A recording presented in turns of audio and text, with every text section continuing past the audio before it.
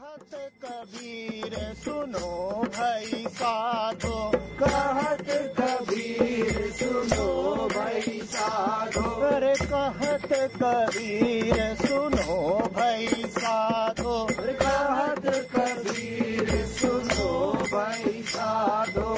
साहब मिले सबूरी में, अरे साहब मिले सबूरी में, मन लागो यार फकीरी में, मन लागो।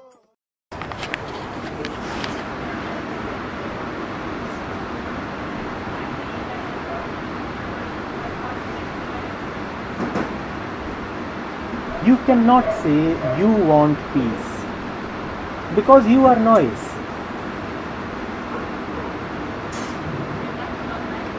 And noise cannot want silence. Whenever you would want something,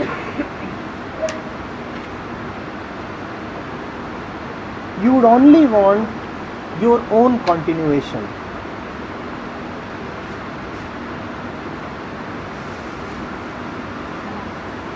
Man gets something beyond himself only when he sees the stupidity of whatever he may want and execute. Now that doesn't bring the wanting and the execution to an end. It continues. It continues, but now you are not worshipping it in your hypocrisy. Now you know that whatever you are doing is just your own silly little, in fact cute little mind. Now you can have fun with it. Now you need not take it seriously. Now you need not try to find truth in a game. Now you can relax.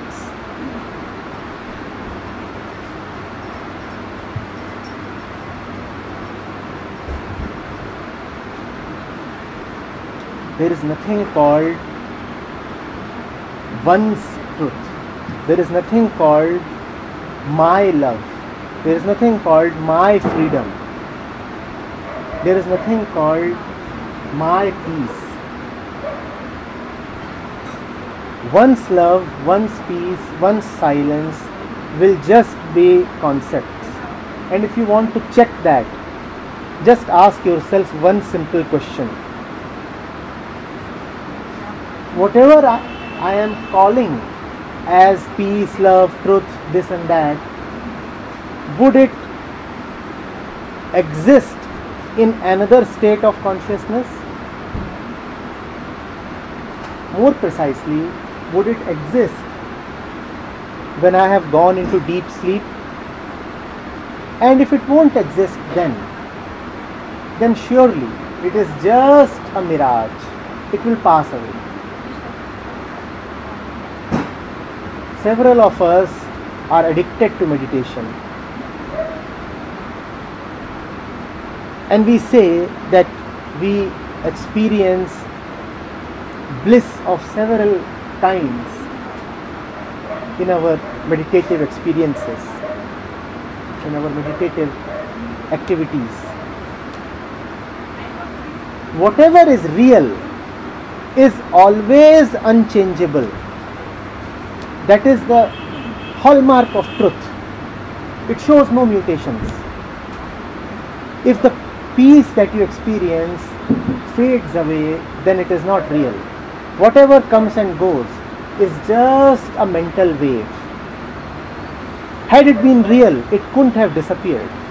For truth is not fond of disappearing. Why does your peace yield to noise? Why is your love defeated by hatred and greed and self-interest? Because what you call as love is not love at all. It is just a myth of love. Why do all your joys come to an end? because they are not joy at all. They are simple pleasures, and all pleasures will come to a termination.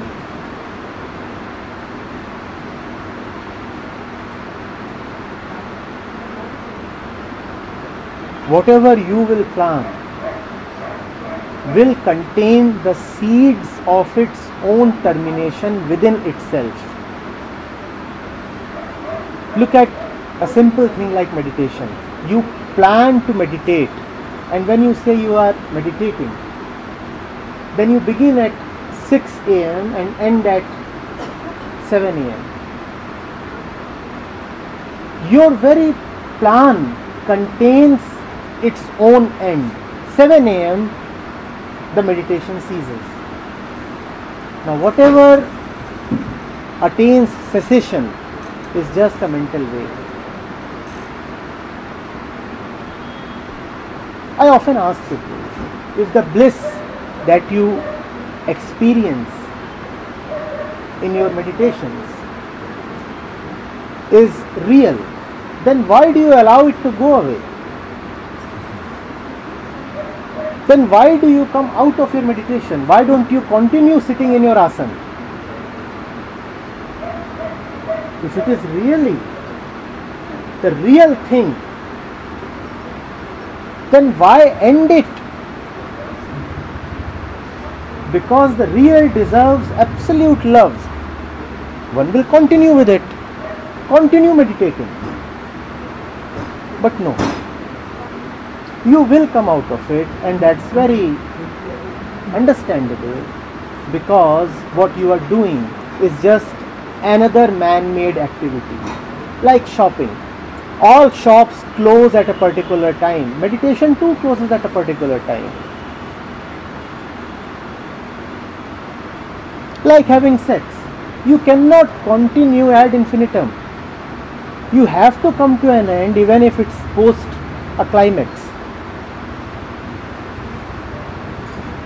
It comes to an end. And remember, whatever comes to an end is just suffering. Is it not so? Ask your mind. It will validate this. The several wounds that you are carrying are the wounds of abortions. Things are cut short. What looked like real suddenly changes its colors.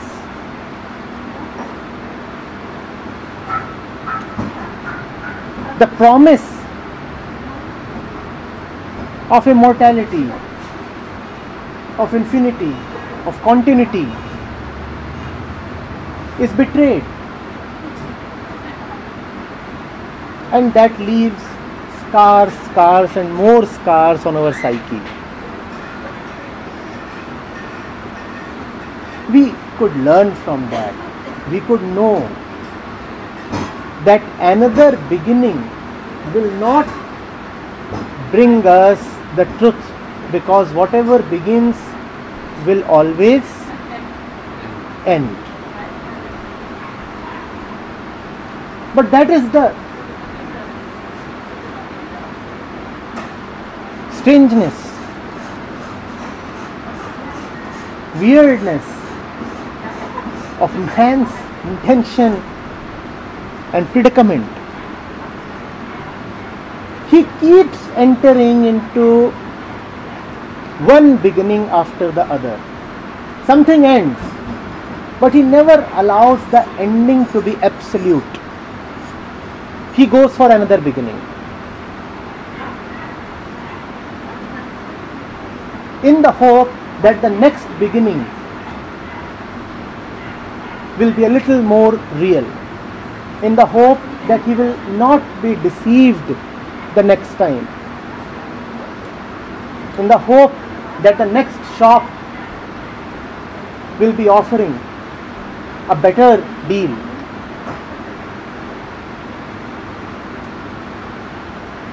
And the number of shops is infinite. So you can keep shopping and shopping, and the world is a mega shopping mall. There are so many objects. You can keep chasing anything. You can keep chasing anything and keep coming to more and more painful ends again and again. And with every end, the urge to restart is redoubled. It beats me. It is beyond comprehension. Can't we see that our efforts will not take us there? Even the purest of efforts, even the most sacred of efforts, even the most sanctimonious of intentions are just our own intention, and we are the ones who have labeled them as pure, sacred or spiritual.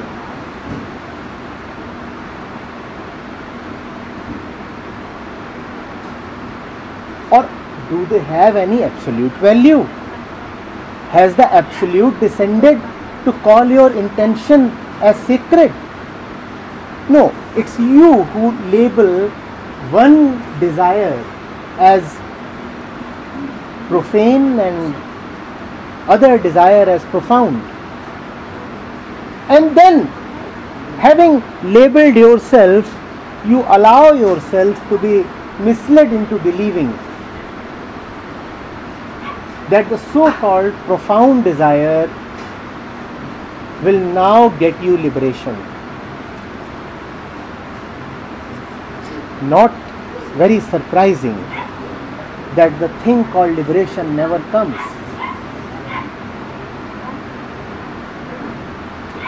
Liberation doesn't come, but a truckload of hypocrisy arrives. Having invested yourself so much and for so long, you want to claim that you have achieved something. So you declare that you are liberated. You declare that you are enlightened. You declare that you know. To not to accept that you have received nothing, that you are as impoverished as the beggar, would be dangerous. Dangerous to your ego. You need to acknowledge that you have been a loser, that whatever you have tried has fallen flat. You don't want to accept that. You don't want to accept that all these years have gone totally waste. So what do? You continue in the wasteful direction of all those years. For 20 years you have been trying something, living in a particular way.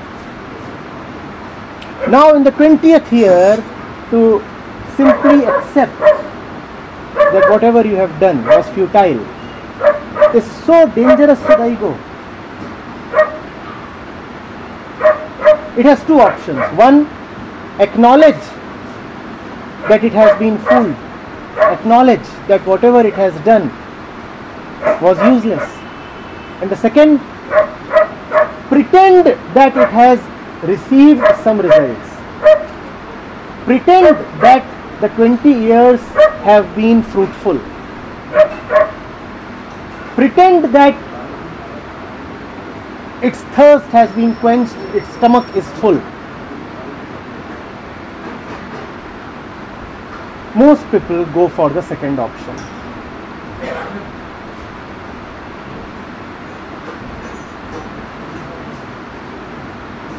Most people go for the second option. It requires real guts. It requires real seeking of truth. To accept that all your stories are just stories of sordid desperation. That there is nothing glamorous, nothing heroic about anything that you have done. It requires a really surrendered mind to accept that its ways have been chaotic,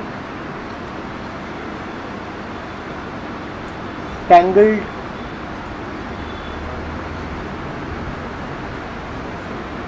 and full of suffering.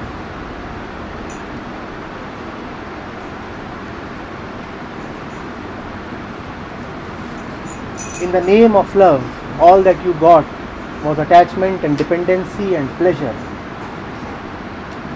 Now it is heart-wrenching to acknowledge that there is no love. Instead, what does the mind do? Mind says, pleasure is love. Oh, I got pleasure. So let me redefine love. Now pleasure is love. You remember, I am truth. I am truth.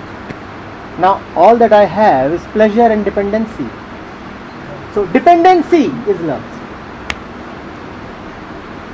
Attachment is love.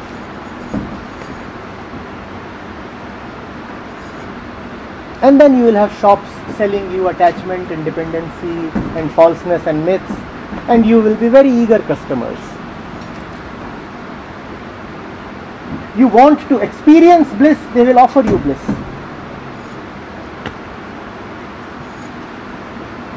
You won't come out with a lighter mind, but surely you would come out with a lighter pocket.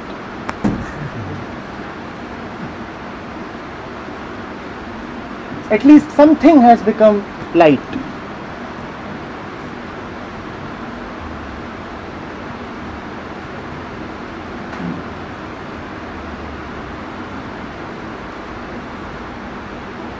Man-made methods,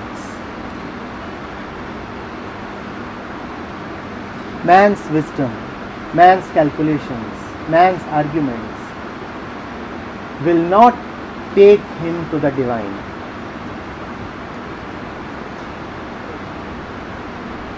The divine is not another object in the consciousness of man.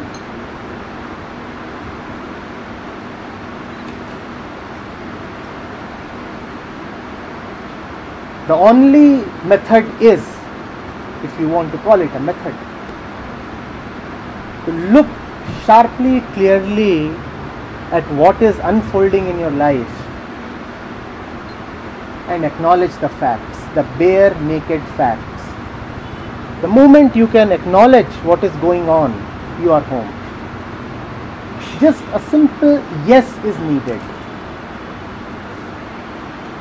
Just acknowledge that this is happening. And don't ask anymore. Don't ask what next. Don't ask how to move forward. Not needed.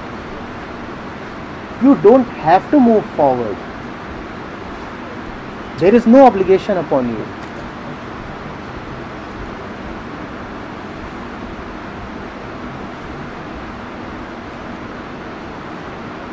We will move forward through your questions and comments now. Yes.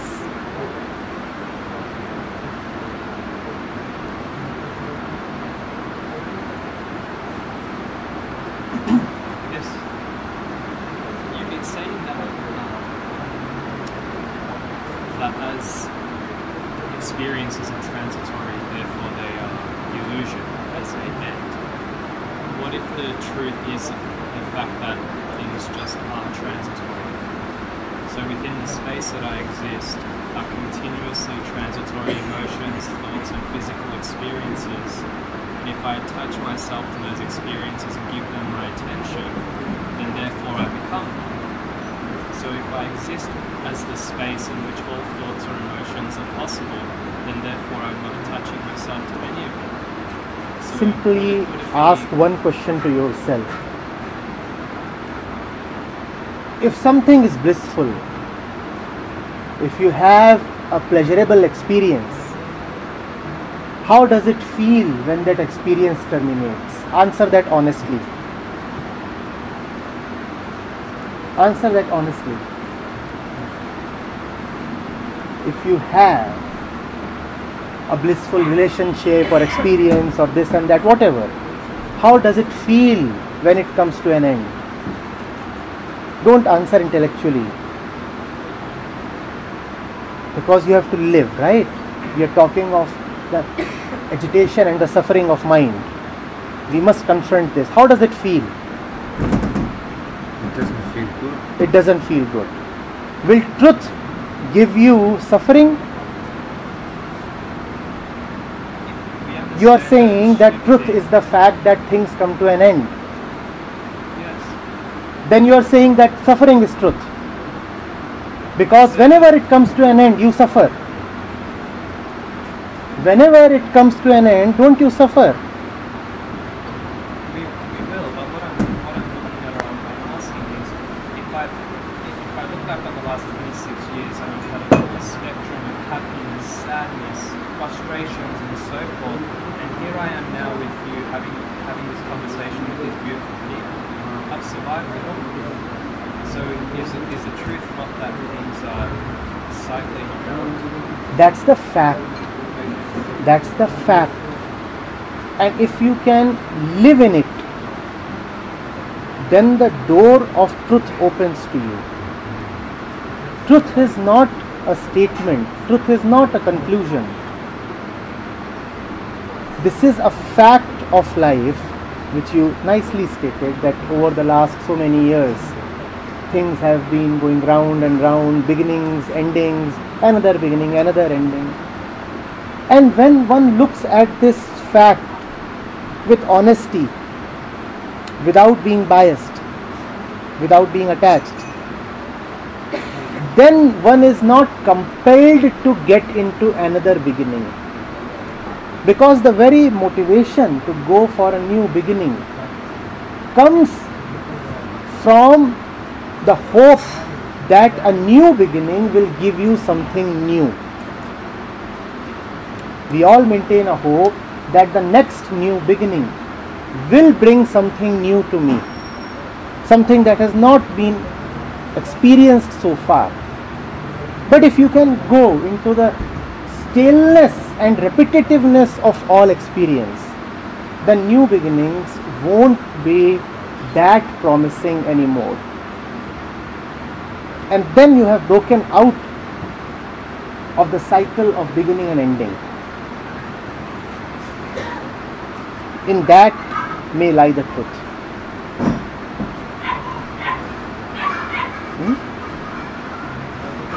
It's just happening. When you say it's just happening, it is profoundly said. But when it causes suffering to you, are you really in a position to say it's just happening? Are you that detached at that moment? If you could be that detached as you are now, Well, in delight that, in the dance is what I'm looking at. What I'm saying is from the space of recognizing that it's just happening, we can delight in the dance for what it is. when you know that it is just happening, then first of all, you also know that even the delight that you are talking of is a part of the dance. So you cannot delight. You are trying the impossible. You are saying the dance is happening and you are delighting. The one who watches the dance is a total non-doer. He cannot delight. When you say you delight, what is this particular delight like? Don't you use delight in the same way as you say that I had a delightful evening? And what does that delightful evening mean? A pleasurable experience. The witness of experience cannot get pleasure from the experience. If you are getting pleasure from the experience, then you are a participant in the experience, not a witness. So this statement is deeply misleading, that I can watch it and be delighted in watching. No, the watcher is neither delighted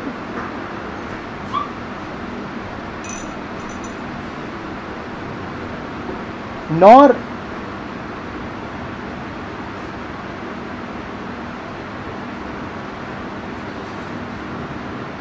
does he have any stake of any kind in the watching?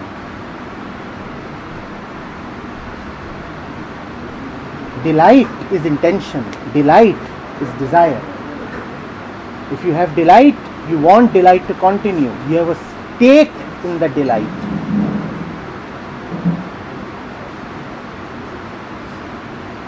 The witness is beyond description. To attach an adjective to the witness is to create another myth. And that is the one fundamental myth that the mind always wants to create, which is to bring the transcendental within the boundaries of the mind by attaching those adjectives to it which are strictly within the mental domain. Mind delights, the person delights. How can the witness delight? And if the witness is delighting, how do you know that the witness is delighting? Then surely you are witnessing the witness. What kind of witness is it? If the witness is delighting, who are you who is saying this?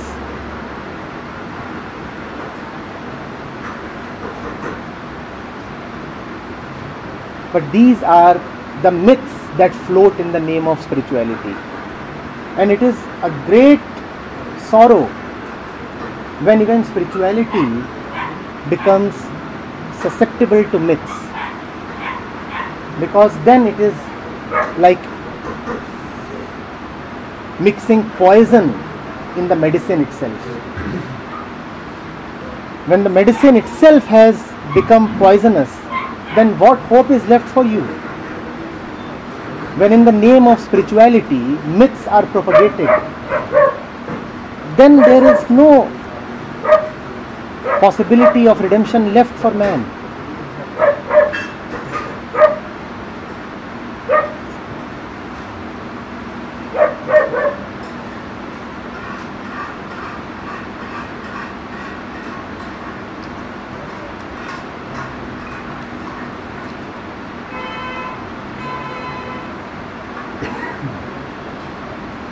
And finally, a lot of these things are aimed just at preservation of the I.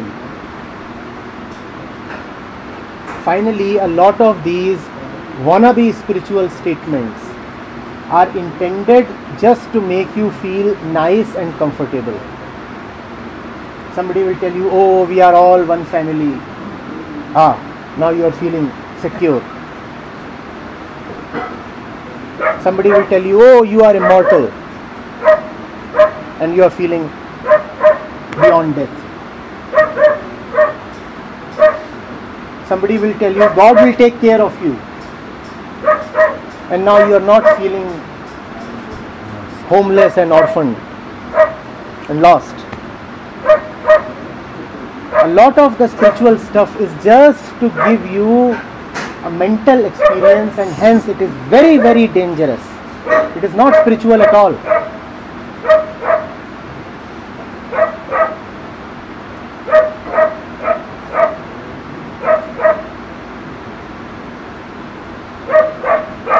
Have you not seen people walking around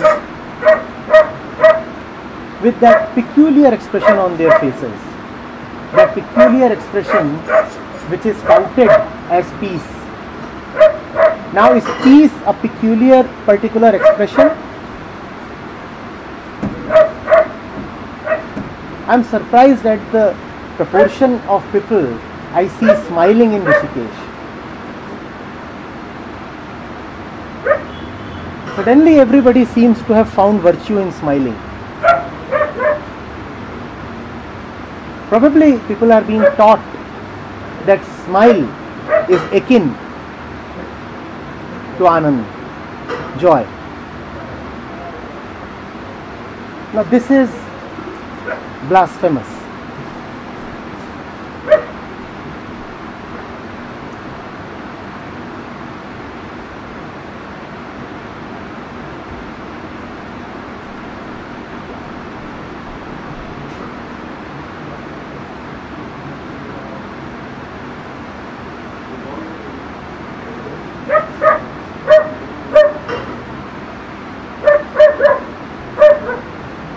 a lot of things that you just, you look around and you find all that.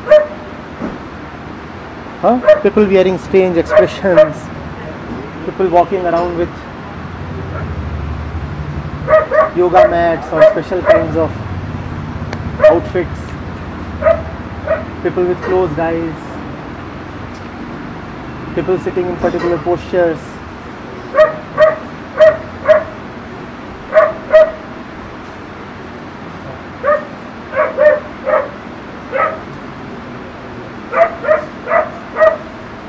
Our eyes are not even open. Why do we want to close them? It's more important to open them.